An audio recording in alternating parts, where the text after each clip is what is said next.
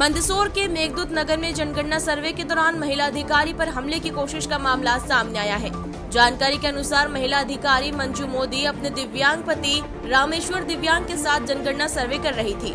इसी दौरान जब वे मकान नंबर 569 पर पहुंची तो वहां मौजूद एक युवक ने उनसे आईडी कार्ड दिखाने को कहा और अचानक गाली गलौज करते हुए अभद्र व्यवहार करने लगा। उसने महिला अधिकारी और उनके पति को जान से मारने की धमकी भी दी। स्थिति तब और गंभीर हो गई जब अधिकारी दंपत्ति वहां से आगे निकल गए। आरोप है कि युवक हाथ में सरिया लेकर उनके पीछे दौड़ा और हमला करने की कोशिश की।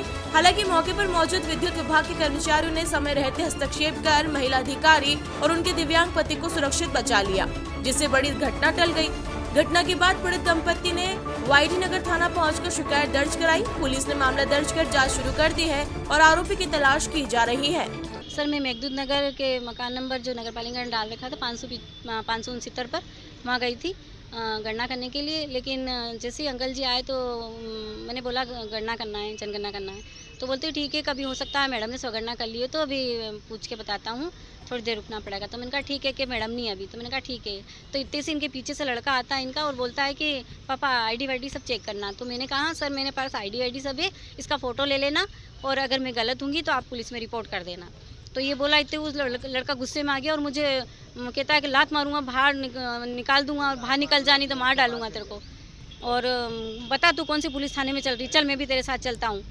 और इसी तरह की धमकी देता है और फिर मारने की धमकी दी। और फिर मेरे सुपरवाइज़र को मुझे बताना ज़रूरी होता है कि मेरे साथ ऐसी घटना हुई। तो मैंने सुपरवाइज़र सर को बताया तो उन्होंने कहा कि कोई बात नहीं मैडम, इसको लॉक बता दो और आगे चलो। तो मेरे सुपरवाइज़र सर ने आगे बात करी होगी कि इस तरह से प्रकरण के साथ घटना हुई है। तो मैं आगे गई तो मैं 570 से 575 तक के मकान पे चली गई थी सर।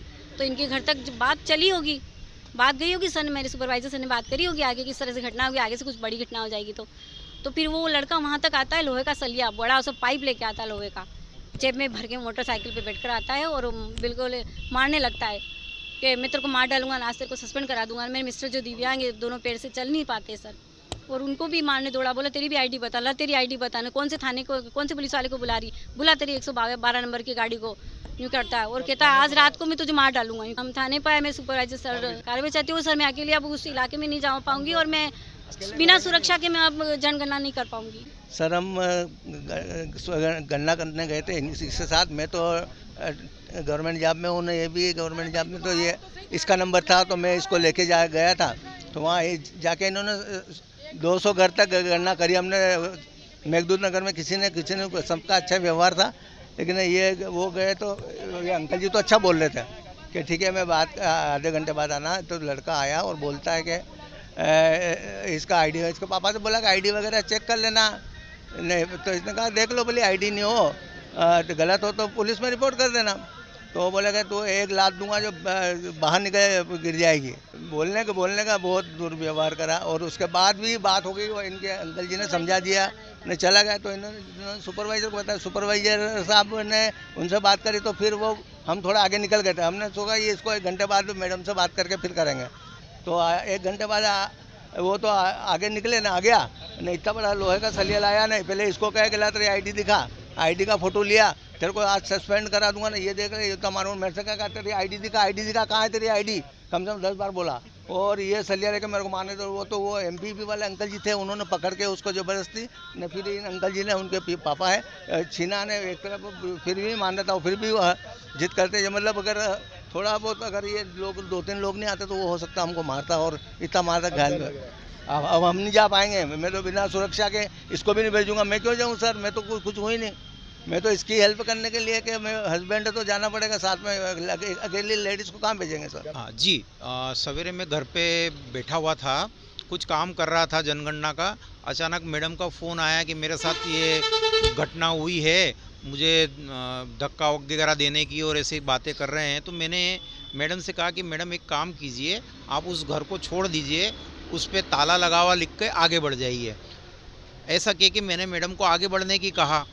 फिर मैडम 8-10 मकान आगे बढ़ी तो मैडम का फिर रोते हुए और घबराए हुए फ़ोन आया मेरे पास कि ऐसी ऐसी घटना हो गई और ये मेरे को जान से मार डालेंगे, आप तत्काल आओ।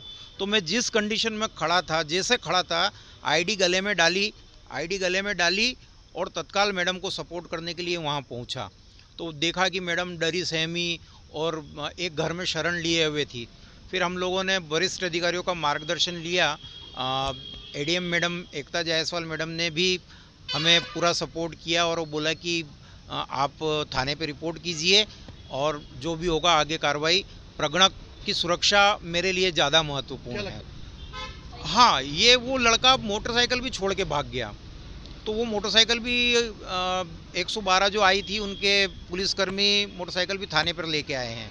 इससे सिद्ध होता है कि वो मारने के लिए ही मोटरसाइकिल लेके इनके पीछे गया था 10 मकान छोड़ के। तो अब हम प्रशासन से यही चाहते हैं कि भाई महिलाएं फील्ड में काम कर रही तो इनकी सुरक्षा महत्वपूर्ण है हमारे लिए।